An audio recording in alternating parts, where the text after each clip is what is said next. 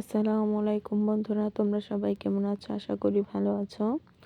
আজকে একটা মোরগ রান্না করব, সঙ্গে চিতই পিঠা আর সজের পাতা বাটা।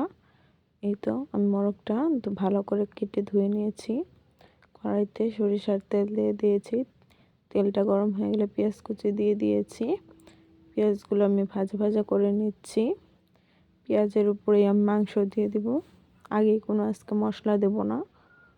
এভাবে তোমরা চিতই পিঠার সাথে খাওয়ার জন্য মাংস রান্না করে খেয়ে দেখো, অনেক সুস্বাদু হয়। এই তো আমি মাংসটা প্রথমে ভাজা নিচ্ছি, পেঁয়াজের সাথে ভাজি করে নিচ্ছি মাংসটা। এরপর আদা ও রসুন বাটা দিলাম, এরপর হলুদের গুঁড়া দিয়ে দিলাম, মরিচের গুঁড়া দিয়ে দিলাম, সজের ও জিরা গুঁড়া দিয়ে দিয়েছি, এলাচ ও দারচিনি দিয়ে দিয়েছি, পরিমাপ মতো লবণ দিয়ে দিলাম। আবার ভালো করে এখন মাংসটা কষিয়ে নিব। আমি প্রথমেই কিন্তু পেঁয়াজের সাথে দিয়েছি মাংসটা। এই তো এখানে আমি সামান্য পানি দিয়ে দিলাম। পানি দিয়ে মোরগটা কষিয়ে নেব। তো পানিটা বলক এসে গেছে, পানিটা আমি একবারে ঘাঁটিয়ে নেব। তার সাথে এখন আমি আবার কাঁচামরিচ দিয়ে দিয়েছি। এই তো আমার মোরগের মাংস কষানো হয়ে গেছে বন্ধুরা। এখন আমি ঝোলের পানি দিয়ে দিচ্ছি। তোমরা তোমাদের পরিমাপ মতো দিয়ে দিবা। এখানে বলক এসে গেছে। এভাবে আমি 15 মিনিটের মতো ফুটিয়ে নিব। এরপর জিরা গুঁড়া দিয়ে নামিয়ে নিচ্ছি। ধোঁয়ার কারণে হয়তো তোমরা কিছু দেখতে পারছো না। দেখো, জিরার গুঁড়া দিয়ে দিয়েছি, এখন নামিয়ে নিচ্ছি। দেখো মোরগের মাংস কালারটা অনেক সুন্দর হয়েছে। এই তো এইদিকে আবার সজের পাতা ও রসুন ও কাঁচামরিচ নিয়েছি, সামান্য লবণ দিয়ে দিলাম। এখন বাটা বানিয়ে নিব। সজের পাতা দিয়ে চিতই পিঠা খেতে সুস্বাদু। এই তো আমি বাটাটা তৈরি করে নিয়েছি। এখন আবার চিতই পিঠা বানাবো।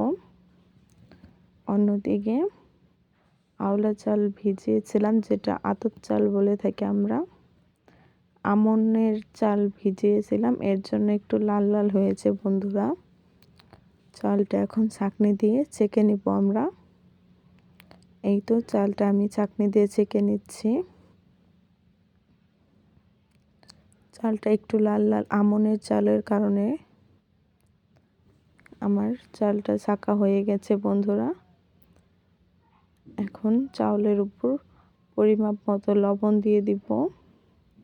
আমার পরিমাপ মতো আমি লবণ দিয়ে দিয়েছি। এরপর কিছু কুসুম কুসুম গরম পানি দিয়ে দিব, যাতে হাতে সয় সেই রকম পানি দিয়ে দিব চাউলের উপর। এই তো একটা ড্রো করে নেব, একটা ড্রো করে নিব এবং কি ড্রোটা 10 মিনিটের মতো রেখে দিব। এই তো এভাবে আমি 10 মিনিটের মতো রেখে দিয়েছি। তো 10 মিনিট পর দেখো কত সুন্দর হয়েছে জিনিসটা। এই তো 10 মিনিট পর এখন আবার কুসুম কুসুম গরম পানি দিয়ে ডোটা আমি গুলিয়ে নিয়েছি। এই তো লিকুইডের মতো করে নিয়েছি। এখন আমি পিঠাগুলো বানাবো। শাঁসটা আগে থাকতেই আমি বসিয়েছিলাম। এই তো শাঁসটা এখন লবণ ও সয়াবিন তেল দিয়ে মুছে দিচ্ছি, পিঠাটা যাতে না লেগে পড়ে। এখন আমি পিঠাগুলো দিয়ে দিব।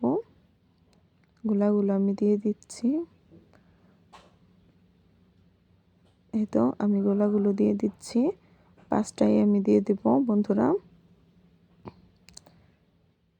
5টাই দিয়ে দিয়েছি। এখন আমি ঢেকে দিব। এভাবে অন্তত 10 মিনিট বা 7 মিনিটের মতো ঢেকে রাখতে হবে, জাল দিতে হবে। এই তো 7 মিনিট পরে দেখো পিঠাগুলো কত সুন্দর হয়েছে, কত লোভনীয় হয়েছে বন্ধুরা। তোমরা এভাবে বাসায় তৈরি করে খেয়ে দেখো। এই তো আমার পিঠাগুলো হয়ে গেছে, আমি তুলে নিয়েছি। আমনের চাউলের কারণে একটু লাল লাল দেখা যাচ্ছে। চিতই পিঠার সাথে মুরগির মাংস ও সজের পাতা বাটা। আমার ভিডিওটি ভালো লাগলে সাবস্ক্রাইব করে বন্ধু হয়ে পাশে থাইকো। সবাই ভালো থাকবেন, সুস্থ থাকবেন। আল্লাহ হাফেজ। কত সুন্দর দেখা যাচ্ছে।